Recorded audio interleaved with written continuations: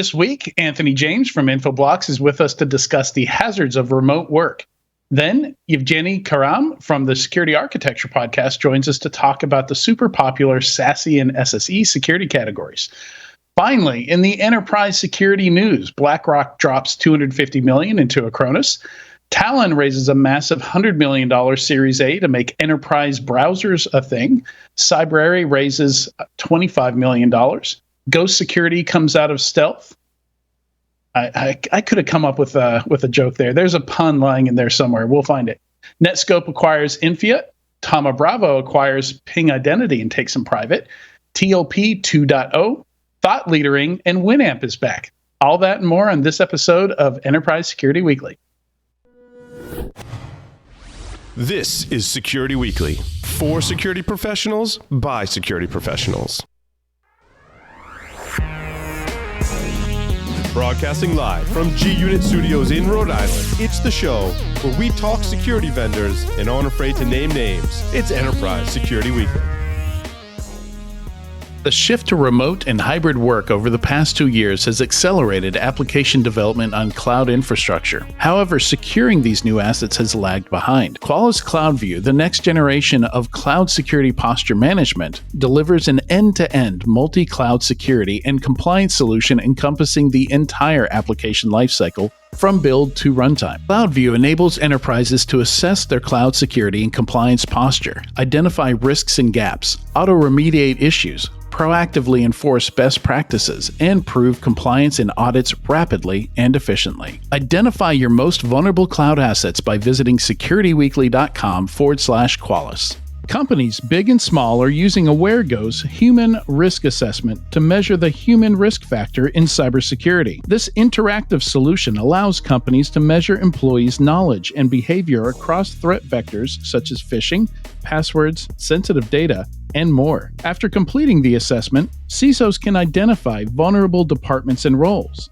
and improve internal policies or procedures. Visit securityweekly.com/AwareGo to start your free trial. Attacks can't be prevented, but they can be stopped. Modern cyber attackers have already made it inside your network, but you have the upper hand. Find and eradicate threats with ExtraHop network detection and response, and shut them out before real damage is done. Learn the advanced techniques attackers are using and how ExtraHop stops them with a live attack simulation. Register at securityweekly.com/ExtraHop. That's extra HOP. Welcome to Enterprise Security Weekly and happy National Chocolate Chip Day. This is episode 283, recorded. What was that? Was that a groan I heard from the? I'm fairly sure at this point, Adrian, you're just trolling Tyler. Maybe. Or maybe it was just the only good choice today. This is episode 283, recorded on Thursday, August 4th, 2022. I'm your host, Adrian Sanabria, and joining me is the groaning master of marketing, the mayor of mayhem, Tyler Shields. How are you, Tyler? You need to add one additional title in there, something about despiser of all things chocolate. Curator of chocolate. I'll add that now. There we go. I'll figure something out. Also joining me is the czar of Zero Trust, the captain of content, Katie Tytler. How are you, Katie? I am well. It is also National IPA Day, Tyler. Does that make you feel better? Talk to me when it's National Bourbon Day. Then it'll be up my alley. I haven't had an IPA in forever. Oh my goodness! Some people like IPAs. Some people hate them. I'm high maintenance, Katie, for sure. I stopped drinking beer a few years ago, and now it's bourbon or seltzers. I keep it simple. Go ahead, Adrian. Just troll him. Just keep on. Just keep on keeping on. So I learned a little bit about the chocolate chip. National Bourbon Day is June 14th. Oh, looking forward to that one. Yeah. I don't think we have a show on that day, but maybe we can move it. The Bourbon Day, not the show. The show can't. But I did learn a little bit about chocolate chip cookies. I learned that there is a distinct inventor of the chocolate chip cookie. Her name is Ruth Graves Wakefield. Her and her husband bought a tourist lodge called the Toll House Inn in Whitman, Massachusetts, and it was there in 1937 that she invented the chocolate chip cookie, which everyone got the recipe for a year later when the first copy of I've forgotten the name of the book now. She released and it was more than just a recipe book. Like, it goes into all kinds of stuff you need to know to run like a bed and breakfast or, whatever they're running here. But it is tried and true. Yeah. Toll House tried and true recipes. I went back and found a copy of this old cookbook, and it's pretty much like a chocolate chip cookie recipe would look like today, except back then you couldn't buy chocolate chips. So she'd get big bars of chocolate and break it up into little chunks. And that's where it came from. This sounds good to me. Tyler's sitting there rolling his eyes, but... All right, we do have an announcement here. If you have a specific guest or topic that you want us to cover in one of the shows, submit your suggestions for guests by visiting securityweekly.com/guests and completing the form. We review these suggestions monthly, and we'll reach out to you once they have been reviewed. All right, today's first interview, the topic is the hazards of remote work. We're excited to have Anthony James, VP of Product Marketing at Infoblox, with us today. And he has held executive leadership roles at FireEye, Fortinet, Cyfort, TrapX, and many other security startups and well-known organizations. Welcome, Anthony. Thank you. Thank you for having me. Really appreciate it. Yeah, no, it's a really interesting topic. The pandemic really accelerated change in how and where people work.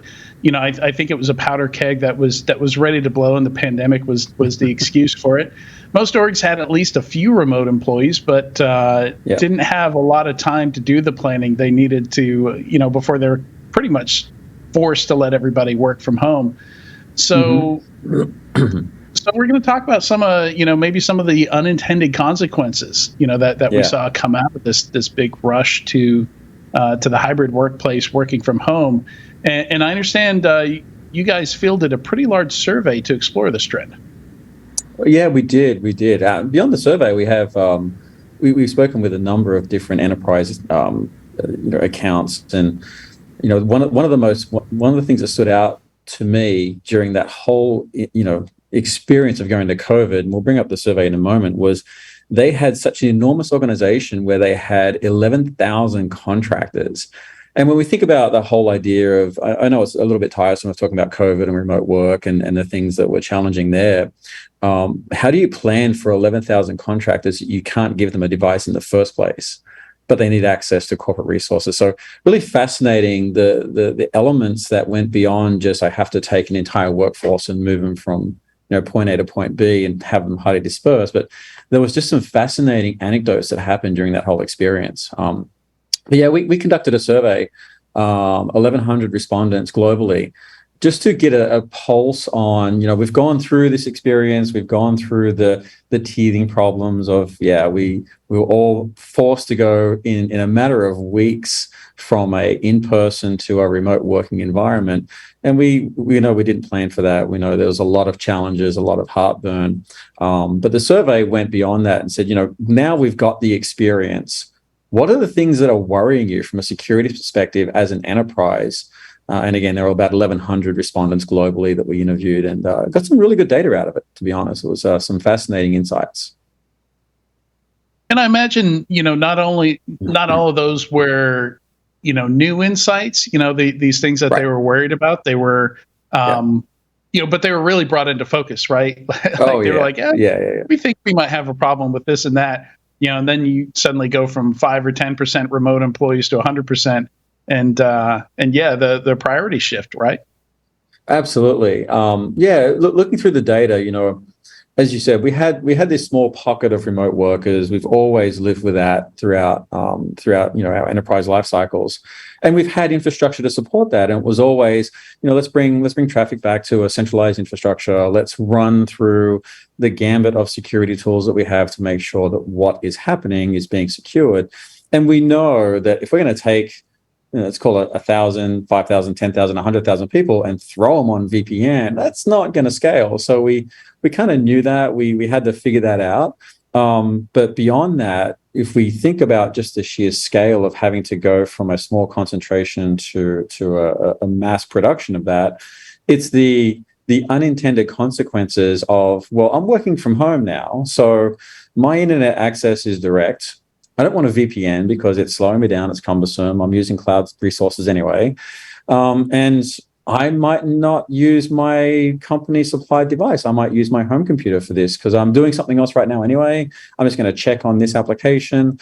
And so we've definitely had to refine our skills as cyber professionals beyond just the blocking and tackling of firewalls, VPNs, antivirus, EDR, XDR, whatever you're into, to talk of the month. But we've had to refine our skills on how do we train, educate, and shepherd those users into being a little more secure, and what resources do we have to bear to kind of throw that down towards end users that are in completely unsecured environments. People at their home networks are not sticking to regular websites. Maybe we have younger kids that are exploring downloads for game add-ons that are going to sites that aren't as secure as what we'd like, and then maybe someone's using that device to connect back to a corporate resource. So it's definitely enlightened us on how do we secure that traffic and those users. Yeah, and you mentioned VPNs being cumbersome. So I wonder what your thoughts are. This survey talks about some of the changes that we've seen being permanent. Do you see people moving away from kind of the traditional idea of using a VPN to either backflow the traffic so that it can go through some kind of secure web proxy or something like that, or to access internal resources? Are we seeing some permanent shifts in how people access those corporate resources and the general appetite to even set up and manage an employee-facing VPN? Yeah, that's a great question. So we somewhat, I live in Silicon Valley, so we somewhat live in a bit of a bubble, and we always want to go where the technology is or headed. So I would say there's kind of two facets to this. Are we seeing a transition away from traditional VPN? We are. Now, where is that happening? It's in the forward-leaning companies that have said, my employees, I've got 1,000 or 10,000 employees. I can't force them all back through a centralized VPN concentrator and just start buying more boxes or more software and virtualize it. It's just too cumbersome, and it's a lot of overhead on that. So I'd say for the forward-leaning companies, VPN is starting to dissipate a little bit. And we're starting to see companies rely on other types of services, whether it's using cloud-based security applications or processes. For example, you could do DNS as a secure service that can, when you go to try and connect to a website, it'll do the query lookup and see if that location is malicious or not. And that could be rolled out without having to push traffic through a VPN. And then it steps out of the picture for the transaction to happen. Or people are starting to lean into a little more cloud-based security to say, I want my traffic doesn't have to go back to a central place anymore, so that VPN is not as important because everyone's going back to the cloud for most of their apps anyway. But I do want to have some form of control and policy over that. So I want to be able to set policy, review the traffic, and inspect the traffic in some way that makes me more comfortable, like they were on premise, but now they're out. I'd say that's the forward leaning. But then we have also companies that have set up infrastructure that's been around for decades, and that shift is going to take time. So I look at it almost like IPv6. We had this really big excitement about it, and it's slowly happening, slowly getting there. And I think VPN will be the same kind of experience where we'll have some fast-leaning, fast-moving companies, but there'll be lots of infrastructure that will take time to eventually move into another type of paradigm, whether it's cloud-based or whether it's some web-based proxy or another tech. And, talking about the actual, have we seen a shift in the, I don't know if I want to say attack surface or how, folks have targeted attacks now that people are working from home. But absolutely, if the office is now everybody's home network, right? Like we would expect to see a shift. We have, yeah. Yeah, we have. Some of that's revealed in the survey. In fact, I think some of the respondents, there was 40-some% was saying that the attack surface is now the end user. So that's the attack surface, which could have been, if I had, for argument's sake, 5,000 people sitting in a campus, that's my attack surface if there was no other access. Now I've got 5,000 people in 5,000 residents. I've got 5,000 points of entry. So all I have to do as an attacker is start to figure out, well, how can I start to spread my process, whether that's spear phishing, whether it's phishing, whether it's social engineering, and just go for the lowest hanging fruit, which is the employees, because they're an entry point now with a very unsecured environment. Think about your home network. It doesn't have high-end firewalls. It doesn't have high-end proxies or all the other things that you've invested in your corporate network. They don't have that. So yeah, the attack surface has just completely dissipated or expanded dramatically to be the user and the device that they're on, which is everywhere. And so looking through the data from the survey, the attack surface shifted in that cloud, for example, is a new vector. Yeah, it's been a vector out there for a while.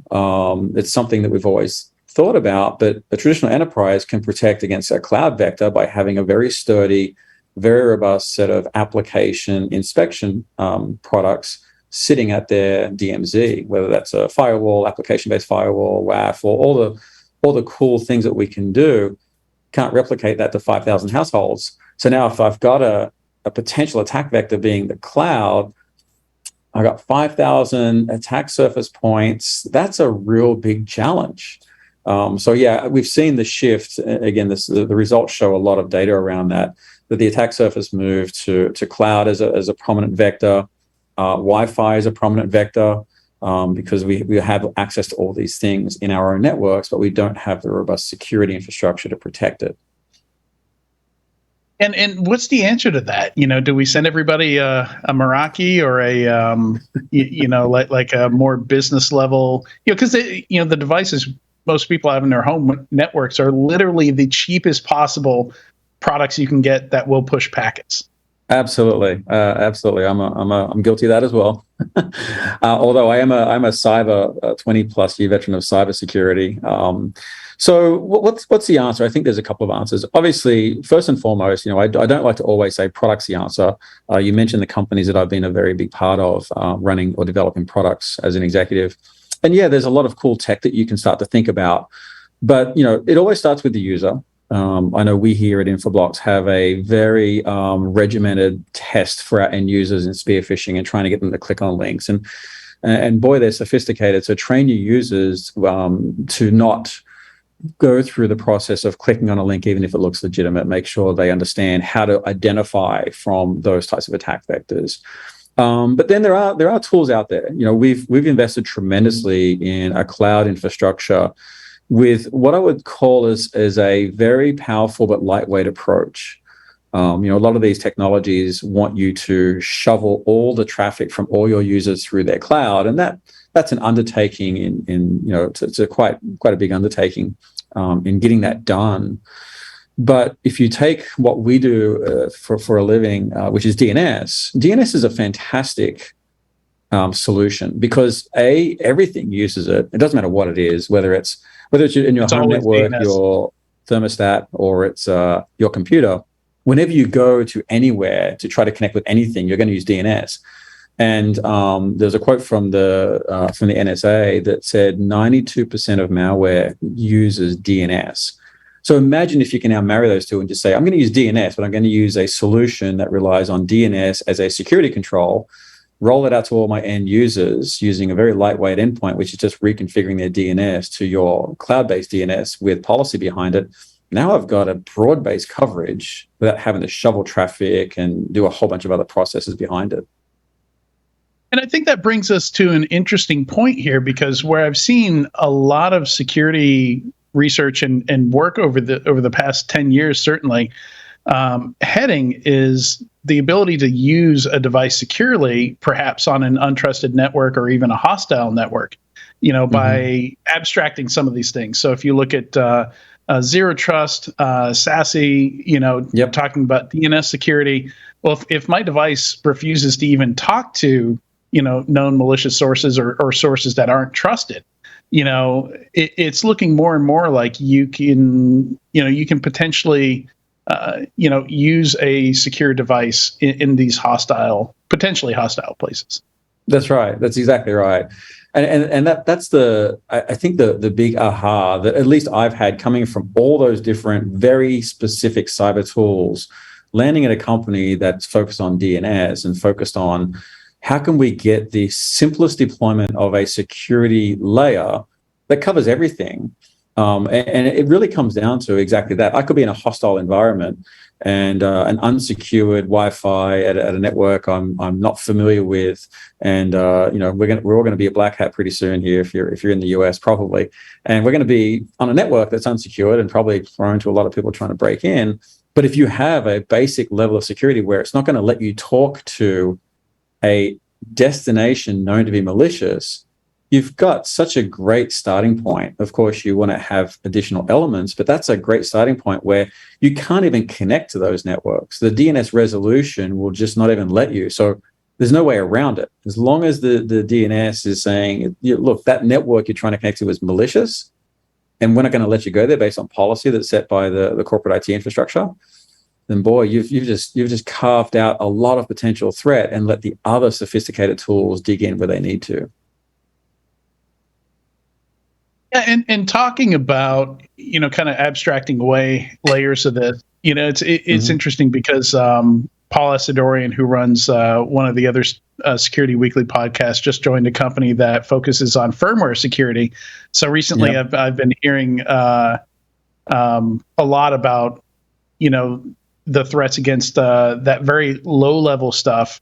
But at the same time, if we look at the DBIR and a lot of the research, we're not seeing a ton of firmware attacks. We're just seeing a lot of phishing. It still seems like 80% plus of the way that a lot of these attacks start, tends to be with an email to a human. Exactly right. I look at it as two basic starting blocks. And I've written some content. I was going to release a blog here pretty soon called Shift Left. Shift Left just means shift left in the attack chain. So what happens is you're going to get an email, or someone's going to get an email with a link in there, or someone's going to socially engineer you to click on a link, whether it's through social media, spoofing of a friend's account or something of that nature. But the whole goal is to get that potential victim to try to navigate their system to somewhere on the internet that's going to serve up the malicious, whether it's a rootkit or some other element, to compromise the system and become a launch pad. So you're going to get an email, and there's going to be a DNS resolution as soon as you click on that link. Those two things happen at the very start of an attack chain. So if you can affect that, if you have your email security doing everything it can, but then something slips through, when you click on that link or you accidentally open that, whatever that is, that tries to direct you to a malicious destination, DNS is the very next thing that happens. If that resolution says, you know what, I know where you're trying to go and I know what that's serving, I'm not going to let it happen, you've eventually gone all the way left in the attack chain. Even if you're sitting on a residential network, it doesn't matter. You've really affected a change quickly and early. And that's the same for, like, I always play that through. Let's imagine an IoT device was compromised via firmware. The goal is to have that device reach out through a command and control to a controlled network. It's going to require a DNS resolution to get there. If you imagine that DNS system is saying, you know what, that destination you're trying to get to is malicious, I'm not going to let it happen. Even those things can be protected. Yeah, even Log4j, Log4Shell, a lot of these cases you take, you could be totally vulnerable all over the place, but if your network won't let the connection go out, either through, you're blocking outbound connections from that particular system, or, it's really, the DNS looks really shady, and you've somehow blocked it because of that. There's all kinds of opportunities to stop that attack, before it completes, when it's halfway through. And in fact, absolutely. I remember a number of years back, I started hearing from a bunch of friends of mine that they were having a lot of success in the enterprise with just blocking newly registered absolutely. DNS. And that alone cut down on just a huge amount of stuff. And of course, attackers will shift, as we put these measures into place. But but yeah, it's really interesting to see some of the small changes you can make, that will cut down a large amount of attack surface. Oh yeah. We actually part of our offering is customers who use our DNS infrastructure. We serve them threat intel, or they can use our cloud where it's always updated. One of the things that we have is a fresh domain list, and it's really interesting what you can do with that. If you just think through it logically, a domain is just being registered, but there's no traffic, and you can tell that externally. Yeah, do I really want my users going to a fresh domain that's been up for less than a month? There's been no traffic to it, but all of a sudden they're trying to connect to it, and it's in this location that I don't understand. You could effectively put in policies to say that it has to be there for some period of time. There has to be traffic to it, so it's got to be ranked to a certain number. Otherwise, we're going to block that traffic or that resolution. Worst case is you have a user that says, I'm trying to go somewhere. Well, let's figure out how to get you a workaround. But the best case scenario is you're blocking potentially 0 days before they even get started, which is a much better side of the equation to be on. I'd rather block it and have to maybe whitelist something or allow list a user to get to a certain domain because it's something that they're working on with a third party. But boy, if you could block a lot more of that stuff early, you can solve a lot of these challenges really quickly. Pivot a little bit, get a little bit more technical, and sure. How would you do this? On a typical, like all your employees are working from home. Traditionally we've had these large network appliances that do a lot of this work. I remember spending a lot of time emailing IP addresses around for people to black hole in the fire. We had our DNS, different points where we had to black hole DNS. But if somebody was remote, unless we had them VPNing in, like back then, we didn't really have an answer for that. So right. Is the answer now, is it browsers? Is it agents? How are we getting the benefits of blocking malicious DNS when everybody's working from home? That's a great question. It's really interesting. If you think about DNS, right? You're sitting in your residential network. At corporate, you know how it works. It gives you the DNS configuration as part of the DHCP exchange. So you are provided the DNS settings for your computer whenever you connect to your network at the office. When you go home, you're getting it from your Netgear, Linksys, or your provider, right?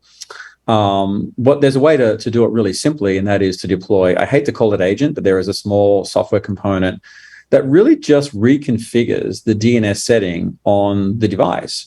And so if you roll it out to all your end users, it's not an agent in that it's not processing traffic. It's not looking to take traffic and inspect it like there are other agents out there that do that. This is just changing the configuration of the device to say all your DNS queries are no longer going to your ISP, whatever that default is for your home network. It's going to go to in this case, it'd be our Infoblox cloud that you create your own policies for your enterprise. And so you do deploy this small lightweight agent type thing, but it's really just reconfiguring the DNS of all the end users. So no matter where they go in the world, whether they're at their residence, whether they're sitting at a coffee shop, whether they're sitting at an airport, that DNS that is being securely channeled out to the cloud offering that the IT security team is setting the policies for, even when they come back into an office, like I am today, actually, the agent will turn off, realizes, well, actually, you're behind the same DNS infrastructure. We're going to let the on-premise piece do it.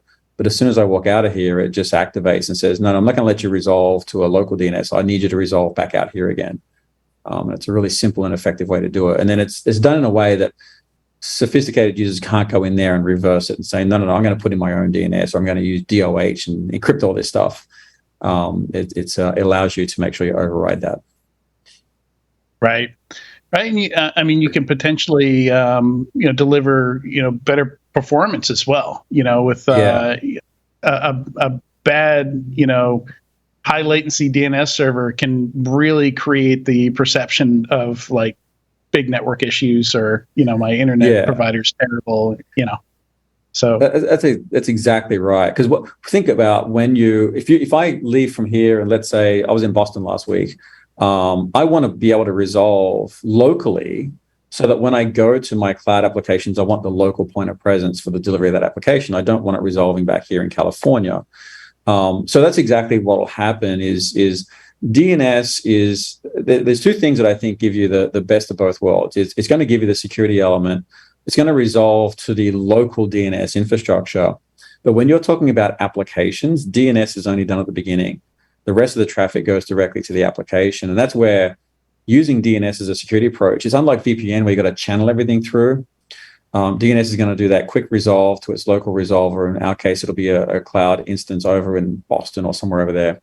It'll do the resolve. If it says I'm allowed to use the application and it gives me the IP address, then I'm going to go direct. And now I've taken out the concern of I'm channeling traffic through some cloud infrastructure that another vendor owns or through a VPN that goes back to corporate.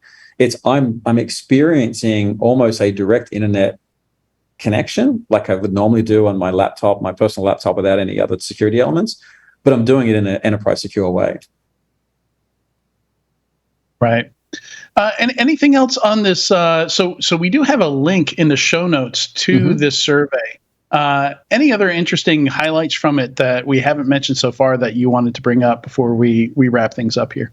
Sure. The thing about the survey, so I want to make sure that the listeners know, the survey is not about the whole idea of DNS and security and some of the things that we're obviously very proud of and excited to deliver to the customer base. The survey is about just enterprises globally and the challenges they've experienced in this remote work environment. So it's really just, there's data in there that'll talk about, what are the concerns around things like data leakage, and how about ransomware, and how do countries stack, and what do they think about their tool set. So if you're looking for a baseline to see how other enterprises globally are thinking about their challenges and their solutions, this is a great kind of like research paper that shows you how 11,000 IT security professionals are thinking about their priorities, their investments, and their concerns around cybersecurity. So it's a great research.